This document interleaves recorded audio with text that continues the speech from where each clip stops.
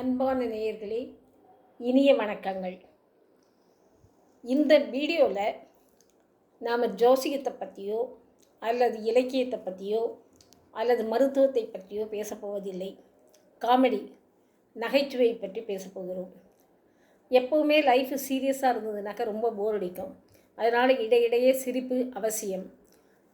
ஆரோக்கியத்திற்கும் உடல் ஆரோக்கியத்திற்கும் மனசுக்கும் நிம்மதியை தரக்கூடிய சிரிப்பை எங்கிருந்து எப்படி எந்த நேரத்தில் அனுபவிக்க வேண்டும் அப்படின்னு கேட்டாக்க, பட்டிமன்றம் இந்த மாதிரி சுவையான சொற்பொழிவுகளை எல்லாம் நம்ம பார்க்குறோம்.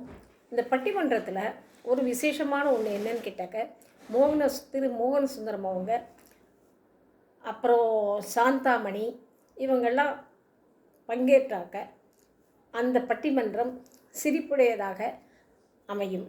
வாழ்க்கையில் எத்தனையோ கஷ்டங்களை அனுபவிச்சுட்டு 1 மணி நேரமோ 2 மணி நேரமோ அந்த கூட்டத்தில் நம்ம உட்காரும்பொழுது நம்மளோட மைண்டு ஃபுல்லாக மனசில் ஒரு சந்தோஷத்தையும் நிம்மதியையும் அந்த நேரத்துக்காக தரக்கூடிய ஒரு மருந்தாக அமைகிறது. இதில் அவர் ரொம்ப நயமாக பேசுவார். மோகனசுந்தரம் ரொம்ப யதார்த்தம். இவங்க 2 பேர் பேச்சுமே ரொம்ப யதார்த்தமாக இருக்கும். யதார்த்தம்னு சொன்னாக்க கலோக்கியல் வாழ்க்கையில் நடைமுறை வாழ்க்கையில் எது சாத்தியமோ அதை தான் சொல்லுவாங்க. எது நடக்குதோ அதை தான் சொல்லுவாங்க. வீட்டிலேருந்து ஆரம்பித்து ஆஃபீஸ் வரையும் உறவுகளிலிருந்தும் நட்பிலிருந்தும் என்னென்ன இவங்க டெய்லி ரீட் பண்ணுறாங்க படிக்கிறாங்க அப்படிங்கிறத பற்றி பட்டிமன்றத்தில் ரொம்ப எளிமையாக சுவையாக சொல்லுவாங்க. அதோடு மட்டும் இல்லாமல் அரசியல் நோக்கு அண்டு அறிவியல் நோக்குன்னு சொன்னாக்க, இப்போதைக்கு இருக்கிற ஒரு காலகட்டத்தில் இது பண்ணுவோம், எலக்ட்ரானிக்ஸ் எந்த அளவுக்கு டெவலப் ஆகிருக்குங்கிறத பற்றி ரொம்ப நகைச்சுவையாக சொல்லுவாங்க. எதையுமே அளவுக்கு மீறி உபயோகப்படுத்தினா அது ஆபத்தை கொடுக்கும். இதற்கு ஒரு உதாரணம் என்ன, இப்போ இருக்கிற சூழ்நிலையில் மொபைல் இது குழந்தைகளுக்கு ஆபத்தை கொடுக்கிறது, பெரியவர்களுக்கும் ஆபத்தை கொடுக்கிறது. நான் ஜாதகம் பார்க்கக்கூடிய தொழிலில் இருப்பதால் என்னிடம் வருபவர்கள் பெரியவர்கள் கூட தன் கணவரை பற்றியோ அல்லது கணவர் மனைவியை பற்றியோ கூறுவது என்ன என்று கேட்டால், எப்போது பார்த்தாலும் மொபைல் பார்த்துட்டே இருக்காங்க, வீட்டு வேலையில் நாட்டம் இல்லை, மனைவியோடு பேசுவதில்லை, இப்படிங்கிற கம்ப்ளைண்ட்டை குற்றச்சாட்டை வைக்கிறாங்க. இப்போ அதுக்காக தான் இந்த பட்டிமன்றம் சொற்பொழிவுங்கிறதுக்கு போனோம்னாக்க அந்த அட்லீஸ்ட்டு அந்த டைமாவது நம்ம மொபைல் யூஸ் பண்ணாமல் இருக்கலாம். இந்த மொபைல் நல்லவைகளையும் கொடுக்கிறது, ஆனால் அதை அளவோடு பயன்படுத்தினா தீய சக்தியையும் ஏற்படுத்துகிறது. இது அடிக்ட் ஆகக்கூடாது. குடிபோதை மாதிரி ஆயிடுச்சு இப்போது. இதனால் என்னாச்சு, படிப்பு கெட்டு போகுது, வாழ்க்கை கெட்டு போகிறது, பெரியவர்களுடைய இயல்பான நடைமுறை வாழ்க்கையும் கெட்டு போகிறது. இப்படி ஒவ்வொன்றும் கெட்டு போய் கொண்டே இருந்ததனால் கலிகாலம் என்று அதன் மேல் பழி போடுகிறோம். ஆனால் காலம் எதுவும் செய்வதில்லை. காலம் ஒரே மாதிரியே தான் இருக்கும். ஆனால் நாம் தான் மாறிட்டுருக்கோம். அதனால் இந்த மாற்றத்துக்கு அவசியமானது எது அப்படின்னு கேட்டாக்க, நகைச்சுவை. நிறைய நகைச்சுவை மோட்டிவேஷ்னல் ஸ்பீச்செலாம் நிறைய வருது.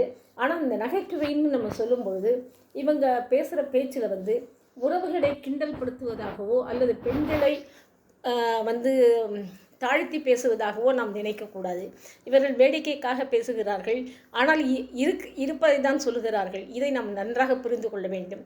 பெண்களும் மோகன சுந்தரம் அவங்க சொல்லும்போது, எத்தனை வீட்டில் இது மாதிரி நடக்கும், இது என்ன சப்ஜிங்க கண்டுபிடிங்க பார்க்கலாம் அப்படின்னு கணவர்கிட்ட சொல்லக்கூடிய மனைவிகள் எத்தனை பேர் இருக்காங்க.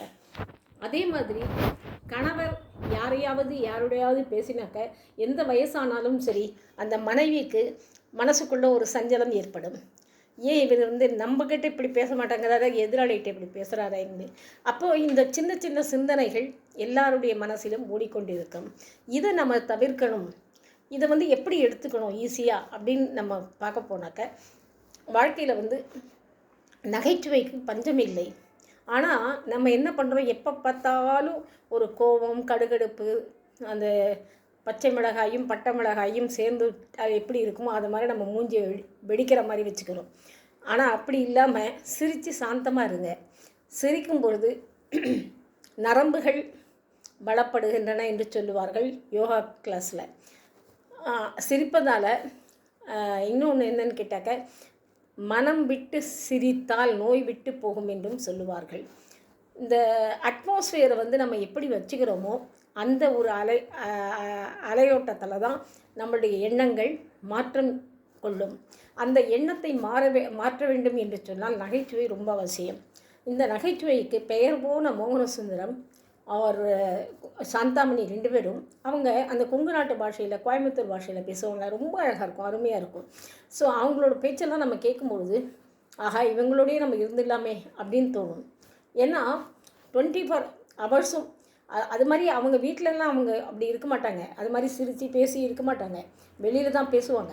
ஆனாலும் கூட நமக்கு கிடைக்கிற சந்தர்ப்பம் கொஞ்சம், அதனால் நமக்கு அது மாதிரி ஒரு ஃபீலிங் ஏற்படும்.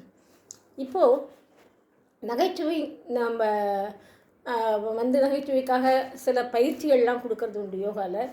அதே மாதிரி மனிதர்கள் பெரியவங்க சொல்லுவாங்க, கோவப்படாதீங்க, ஆத்திரப்படாதீங்க. குழந்தைகள்கிட்ட சொல்லுவாங்க, நீங்கள் சந்தோஷமாக இருக்கணும், இப்படிலாம் இருக்கணுன்னாக்க சிரிச்சிட்டே இருக்கணும் அப்படின்லாம் சொல்லுவாங்க. இந்த உணர்வுகள் இருக்க, சிரிப்பு, அழுகை, துக்கம், நிம்மதி, ஆனந்தம் வந்து இதெல்லாம் நம்ம சொல்லி வர்றதில்லை, தானாக வரணும். ஒரு ஜோக் அடித்தாக்க சிரிக்கணுங்கிறது நமக்கு இயல்பாக இருக்கணும். யாரோ சிரிக்கிறாங்களேங்கிறதுக்காக நம்ம சிரிக்கக்கூடாது, பொருள் புரியாமல் சிரிக்கக்கூடாது. அதே மாதிரி அந்த சிரிப்பு, அழுகை, துக்கம் இந்த ரெண்டுமே நம்மளுடைய இயல்பாக இருக்கணும். எல்லா ரசங்களும் நவரசங்களும் நம்மக்கிட்ட இருக்கணும். அப்போ தான் நம்ம ஒவ்வொன்றையும் அந்தந்த காட்சிக்கு வெளிப்படுத்த முடியும். எனவே தயவு செய்து மோகனசுந்தரம், சாந்தாமணி, புலவர் ராமலிங்கம், சண்முக வடிவேல் இவங்களோட பட்டிமன்றத்தெல்லாம் கேளுங்க. இவங்களோட ஸ்பீச்செல்லாம் கேளுங்க. அதில் இருக்கிற ஆனந்தம் எதுலேயுமே கிடையாது. அட்லீஸ்ட் கொஞ்ச நேரமாவது நம்ம நிம்மதியாக இருக்கலாம். இரவு தூங்குவதற்கு முன்பு ஒரு முறை கண்டிப்பாக எல்லோருமே மோகனசுந்தரத்தோட ஸ்பீச்சு, இவங்களோட ஸ்பீச்சிலேயோ அல்லது இது மாதிரி ஒரு ஸ்பீச்சு கேட்டுட்டு ஆன்மீக துறையில் இருக்கிற செயிண்ட் அவங்களோட ஸ்பீச்சையும் ஒரு முறை கேட்டுவிட்டு படுத்து உறங்கினால் தூக்கம் அருமையாக வரும். இரவு நன்றாக தூங்குவீர்கள். காலை பொழுது நன்றாக விடியும். அதே எண்ணத்திலேயே நீங்கள் வந்து காலம்பரை எழுந்திரிச்சு உங்களோட டெய்லி வேலையை பார்க்க முடியும். தயவு செய்து சிரிங்க, சிரிச்சுக்கிட்டே இருங்க. நன்றி, வணக்கம். இந்த எபிசோடில் நான் வந்து சிம்பிளாக தான் சொல்லியிருக்கேன். எப்போவுமே நான் சிம்பிள் பேச்சு தான் பேசுகிறது. இதில் வந்து எதுக்காக இதை வந்து ஒரு சப்ஜெக்டுன்னு எடுத்து போட்டேன் அப்படின்னு சொன்னாக்க, எல்லோரும் எப்பவும் பார்த்தாலும் ஒரு பரபரப்போடு இருக்காங்க. காலையில் எழுந்திரிச்சா மெஷின் லைஃபு.